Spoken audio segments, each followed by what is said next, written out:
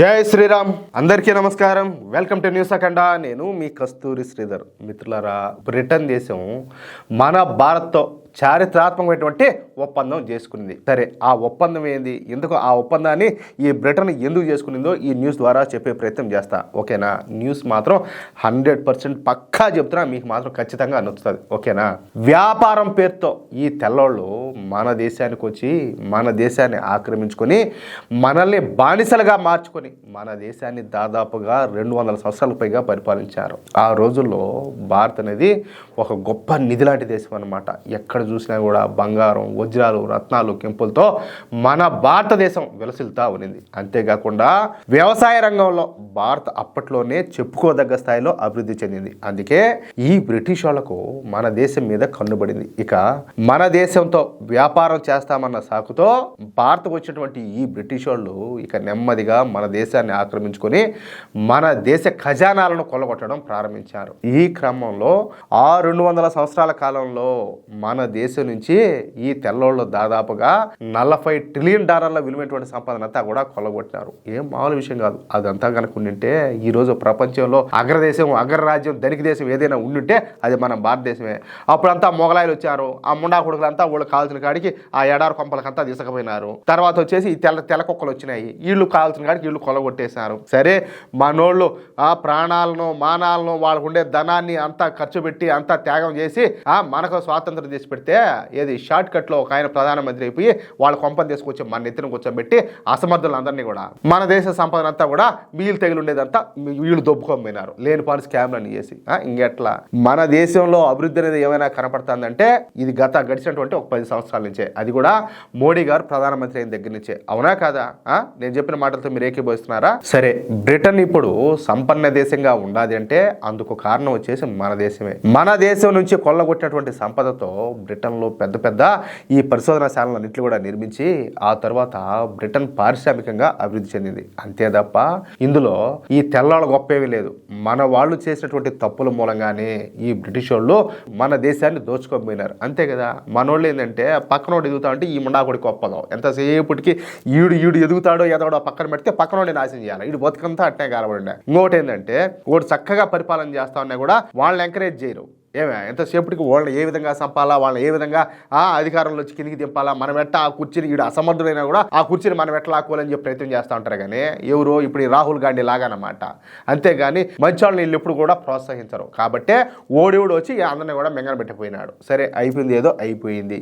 ఇప్పుడు రోజులన్నీ కూడా మారిపోయినాయి. నరేంద్ర మోడీ గారి దయ వలన, ఖచ్చితంగా నరేంద్ర మోడీ గారి దైవల్నే ఎవరు ఒప్పుకోకపోయినా ఇప్పుడు మన భారతదేశం వేగంగా అభివృద్ధి చెందుతా వస్తుంది. ఇప్పుడిప్పుడే భారతదేశం పారిశ్రామికంగా ముందుకు దూసుకొమ్మవుతుంది. సంవత్సరానికి 7% వృద్ధి రేటుతో భారత వేగంగా ముందుకైతే అడుగులేస్తుంది. భారత్లో ఇప్పుడు వేగంగా సంపద సృష్టి అనేది జరుగుతుంది. ప్రజల జీవన ప్రమాణాలు కూడా పెరుగుతున్నాయి.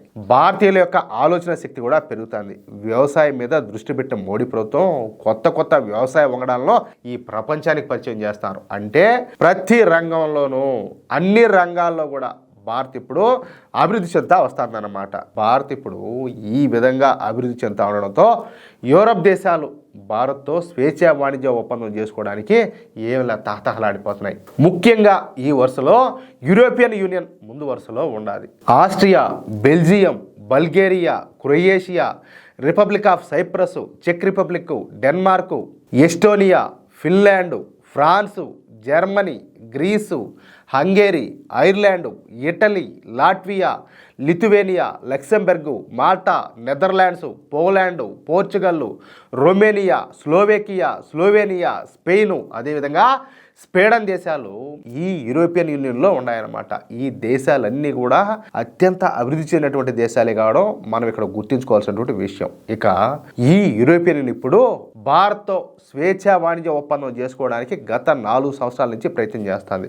అందుకు మన నరేంద్ర మోడీ ప్రభుత్వం కూడా సుముఖంగా ఉన్నా మన దేశ ప్రయోజనాల కోసం కొన్ని అంశాలలో ఈ యూరోపియన్ దేశాలతో మోడీ ప్రభుత్వం చర్చలు అయితే జరుగుతుంది. ఇక భారత్తో ఈ యూరోపియన్ యూనియన్ కుదుర్చుకోవాలనుకుంటున్నటువంటి ఒప్పందం విలువ వచ్చేసి ఏకంగా $500 బిలియన్ అన్నమాట. $500 బిలియన్ అంటే మన దేశ కరెన్సీలో దాదాపుగా 43 లక్షల కోట్లు. అంటే ప్రతి సంవత్సరం మన దేశానికి ఈ యూరోపియన్ యూనియన్ మధ్య 43 లక్షల కోట్ల వ్యాపారం అయితే జరగబోతుంది. అంటే భారత్ గనక ఈ యూరోపియన్ యూనియన్ దేశాలతో గనక ఈ ఒప్పందం కుదుర్చుకుంటే ఇక ఈ యూరోపియన్ యూనియన్ దేశాలకు తిరిగే ఉండదు. ఆ దేశాలు మన దేశం నుంచి చౌకగా ఉత్పత్తులన్నీ కూడా దిగుమతి చేసుకొని లాభపడతాయి. అంతేకాకుండా ఈ యూరోపియన్ యూనియన్ దేశాలు భారత్లో పెద్ద ఎత్తున పెట్టుబడులు పెట్టడానికి కూడా ముందుకు వస్తాయన్నమాట.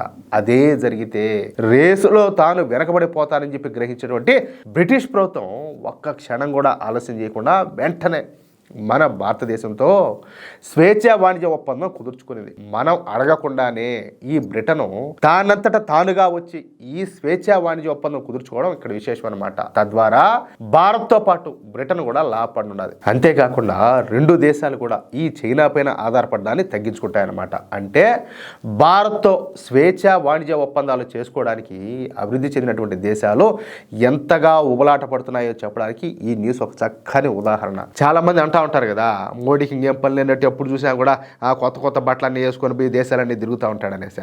చూడరా గాడిద నా కొడకలారా, ఒకసారి చూడండి. కాదు ఇంట్లో కూర్చోంటే ఇవన్నీ జరుగుతాయా? 43 లక్షల కోట్ల వ్యాపారం సంవత్సరానికంటే ఏందనుకున్నారు ఎగుమతుల విషయంలో? తమాషా ఇదంతా కూడా. ఒకప్పుడు దేశాన్ని మీరు అభిమానించే నాయకులు, మీరు అభిమానించే ఆ పార్టీలన్నీ కూడా సంఖ నాకిచ్చిన ఈ దేశాన్ని. ఇప్పుడు దేశం ఏదైనా అభివృద్ధి చెందుతుందంటే మోడీ గారు వచ్చిన తర్వాతనే. ప్రపంచంలో ఈరోజు భారతదేశం 4వ స్థానంలో ఉన్నది ఆర్థిక వ్యవస్థల్లో. ఏం మాట్లాడుతున్నారు అసలు? మోడీ గారిని అనేదానికి మీకు సిగ్గుండాలా? ఒకరవన్నా మాట్లాడేదానికన్నా సిగ్గుండాలా? మీకు, మీ పార్టీలకు, మీ నాయకులకు సిగ్గు తెచ్చుకుండా ఒకరోజు చూసి. మిత్రులారా, ఈ న్యూస్ కనుక మీకు నచ్చినట్లయితే ఖచ్చితంగా ఈ న్యూస్ నలుగురికి షేర్ చేయండి. అదేవిధంగా ప్రతి ఒక్కరూ కూడా మీ యొక్క అమూల్యమైనటువంటి అభిప్రాయాలను స్పష్టంగా కామెంట్ రూపంలో తెలియజేయండి. అలాగే ఇంతవరకు మీరు కనుక మన ఛానల్ను సబ్స్క్రైబ్ చేసుకున్నట్లయితే ప్రతి ఒక్కరు కూడా మన ఛానల్ను సబ్స్క్రైబ్ చేసుకోండి, సపోర్ట్ చేయండి ప్లీజ్. జై శ్రీరామ్, జై హింద్.